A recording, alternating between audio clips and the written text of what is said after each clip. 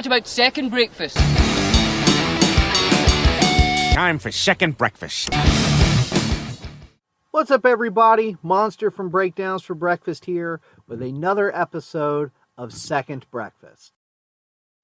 If you're a fan of rock music, alternative music, just music in general, you've probably noticed that there has been this uptick in these gigantic 2, 3, 4-day music festivals. And, you know, a lot of people like it because they can check off a whole bunch of bands that they love in the span of 4 days. They don't have to wait for tours. They don't have to travel all over the place. They go to one spot, boom, you see all your bands.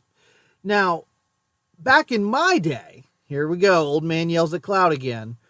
Instead of having these 3 or 4 day long festivals, we would have these touring festivals where you would have, they would go from city to city, but every one of them would have 20, 30, 50 bands sometimes. And if you've been keeping up with, you know, music news as of right now, which is June 17th, 2025, you'll notice that the Warped Tour just got kicked off. Now, we're still calling it the Warped quote-unquote tour, but it's not really a tour. It's just a couple of big cities across the country. Now, it seems to be going off to a huge success. So perhaps we will see an actual tour at some point. But it is following suit as some of these other big festivals.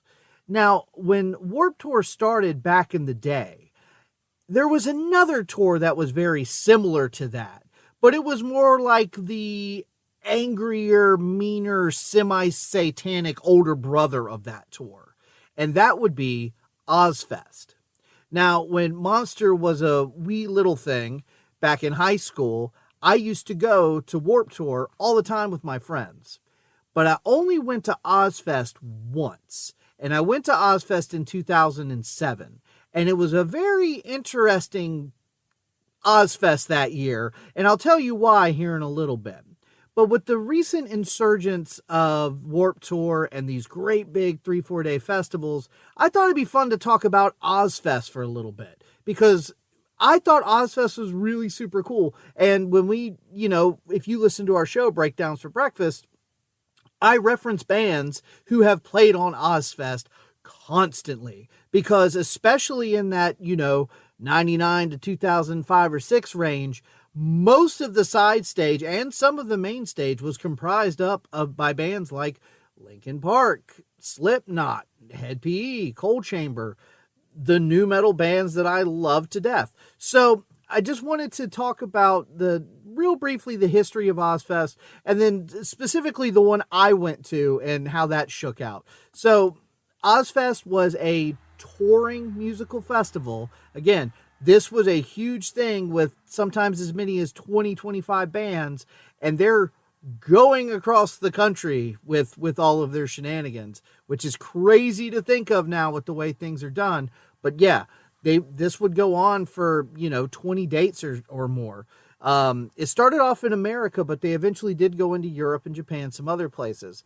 As the name dictates, unless you're just not the brightest bulb in the package, OzzFest was started by Sharon and Ozzy Osbourne.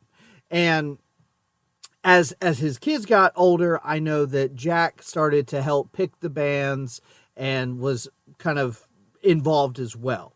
And I didn't realize this. It actually started all the way back in 1996 was when they had the first OzzFest. Now, like I said, when OzzFest first started, it was almost like, I don't want to say scary, but it was sort of like if all the meanest, angriest bands played on it. But what's also crazy is it did a really good job of mixing up-and-coming bands with very well-established bands. Over the years, like I said, all those new metal bands I just listed played on it. But also, you had bands like Metallica and Iron Maiden opening for Ozzy, you know. So it was a really cool communal thing for heavy metal fans. So this went on for years and years and years. And I was a little bit too young to go. And I've mentioned before on the show that my brother, who's a little bit older than me, we used to go to concerts all the time. he was the quote unquote adult supervision, which in hindsight is a horrible idea, but I digress.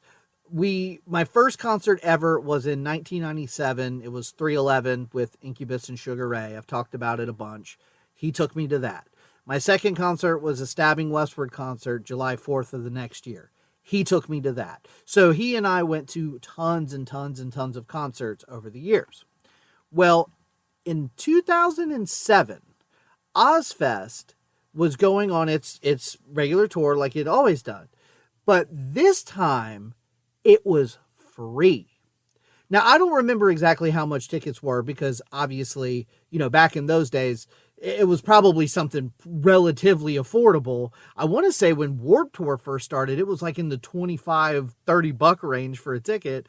And I would imagine early on, OzzFest wasn't that much different. But this year, 2007, it was going to be completely free.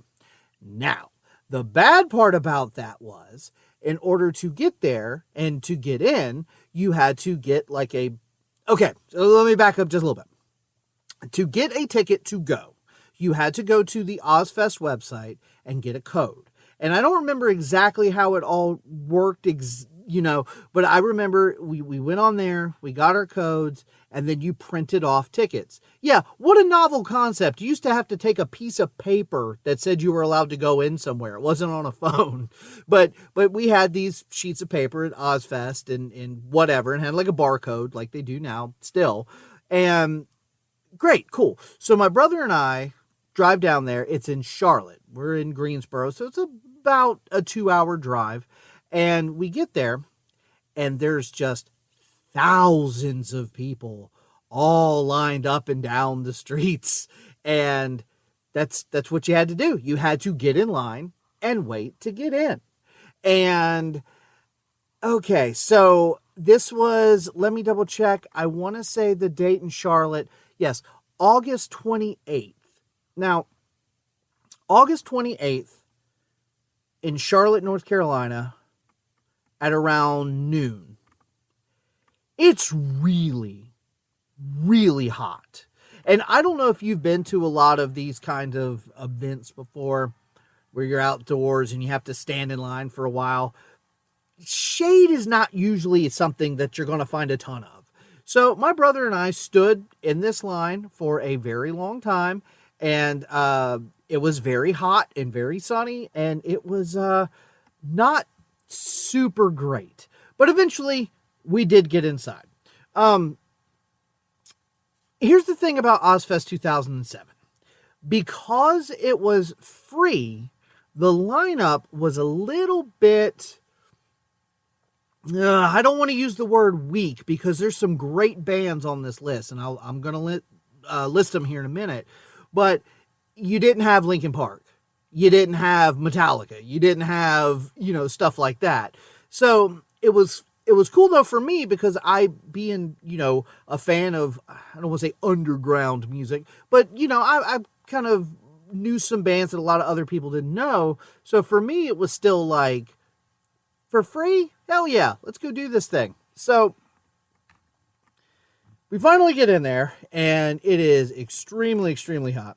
And I don't remember the exact lineup of who played when, but I know that one of the first bands to play on the side stage was a band that I was familiar with, but my brother was not familiar with, and they were a band called In This Moment. Now, that name might sound familiar to people now because since then they have blown up, and Maria Brink has sort of become a, superstar in her own right.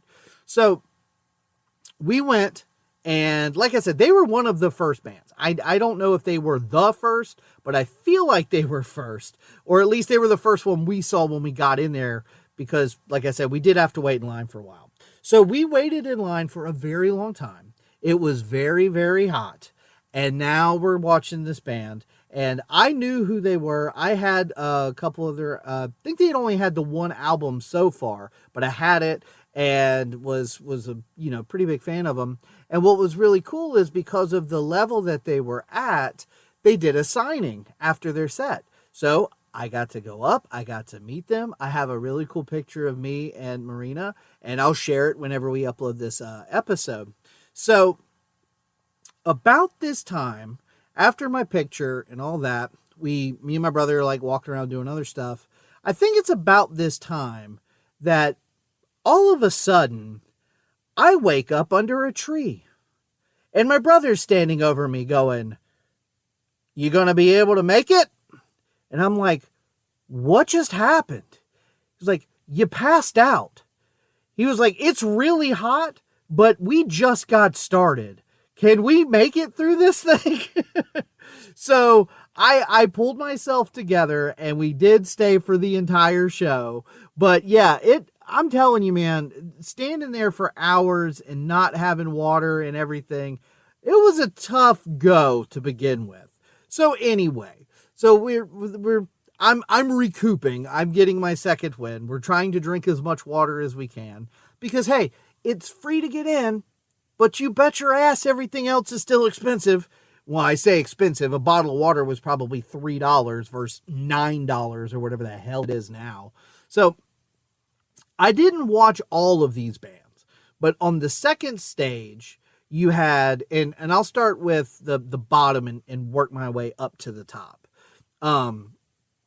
Circus Diablo, Catonic, In This Moment, Dath, 3 Inches of Blood, The Showdown, Ankla, Nile, Devil Driver, Nick Oliver and the Mondo Generator, whatever the hell that means, Behemoth, and Hatebreed. Now, I vaguely remember watching a little bit of 3 Inches of Blood because they're kind of fun. They're sort of like power metal, fantasy metal, a lot of stuff about orcs and goblins and stuff, but they're pretty good. But we definitely watched The Showdown. And this was during that era, and we talked about this with TJ a little bit on our wedding episode. TJ from The Ongoing Concept. Go check them out. And this was during that time when a lot of bands were starting to throw in a little Southern influence, a little Black Album, Metallica, blues metal kind of vibes. The Showdown ruled. They were really, really good. And I didn't mention this, but In This Moment was great too. This was back before they became as theatrical as they are. It was dudes wearing black jeans and t-shirts, and then Marina was wearing a bright blue, like Alice in Wonderland dress or whatever, but they were jumping all over the stage, having a good time. So I don't remember anything after that until I did watch a little bit of Devil Driver, simply because, you know, Dez, fan of Cold Chamber, but I don't remember much. I don't remember anything after that. I think I might have seen a song by Hatebreed, but I wasn't. By this time, once those last 1 or 2 bands on the side stage starts playing, the main stage is going to start. So moving on to the main stage, and I had actually kind of forgot about this. The main stage started with a band called Black Tide, which I'm trying to think. I feel like I remember hearing them before. They're sort of like throwback metal. Like they were young. I want to say they were like teenagers, but they had a very like Iron Maiden, Judas Priest kind of sound. And then our good friends Lordi, which I had looked up Lordi. I knew what they were going to be like, but when you see it in person, boy howdy is it wild. And I don't know exactly when this is going to come out, but I know we're doing a Lordi episode, so we'll get more into detail. But they very similar vibe to Gwar. They don't do as much of the blood spitting, and I mean, yes, lyrically they can get a little offensive, but they don't go over the top like a Gwar does. But rest assured, they look like 5 giant monsters on stage, and it's kind of fun. Then Static X, and you know what? I had sort of forgot that I saw Static X, because I saw Static X a couple years ago opening for Mudvayne and Rob Zombie, and this is with no, I won't say his real name. It's with Zero, the guy basically playing the part of Wayne Static, and but he was good. He was good, and so I honestly, either I wasn't paying close attention or it just didn't stick with me. But I do vaguely remember seeing Static X now, because I think it was coming off of Lordi and the giant monster show that Static X just didn't quite do it for me.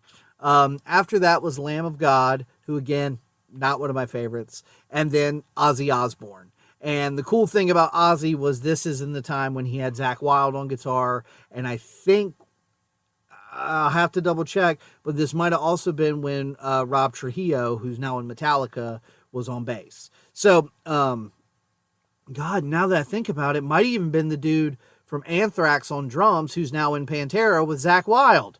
Okay, I'm going to have to make a note on whenever I upload this to see if I was right or wrong. Anyway, so that was the first time I saw Ozzy, but I did see Black Sabbath another time, like the original lineup with Tony Iommi and the rest of the guys, Geezer Butler and stuff. And I think Godsmack was the opener for that, which Godsmack's one of those bands that I don't particularly love, but I've seen a couple times live because they were opening for other bands. But yeah, so as you can see, this lineup a little weak. And I understand, it's free, and I started to think about this. I was talking to my wife about it, and yes, I totally understand. Logistically speaking, having a giant concert like this, free admission, is a very hard thing to pull off and still be able to pay the venue and all of that. Because if I'm not mistaken, what I did a little research on this, I don't believe the bands got paid, but the bands were basically doing it because they knew they were going to play to huge crowds. And here's the thing, if I don't have to pay $50, $60, $100 to get into a show, I'm far more likely to spend that money on t-shirts and merchandise and CDs and stuff. So, like, for example, to meet in this moment, you had to buy a CD. I already had the CD, but guess what? I spent $10 because that was $10 I didn't have to spend to get into the venue. So I understand not having Free Fest anymore, clearly. But at the time, it was a cool idea, and I'm glad they did it, and I'm glad I lived through it. I went, I had fun, my brother kept me alive, so, can't complain too much.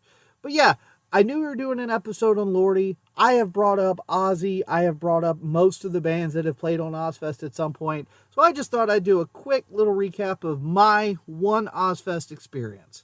If you've ever been to OzzFest, you've ever seen Ozzy Osbourne, you ever seen any of these bands live before, you want to tell a story, please leave a comment. Please send us an email, breakdownsbreakfast@gmail.com. We always love to hear from you.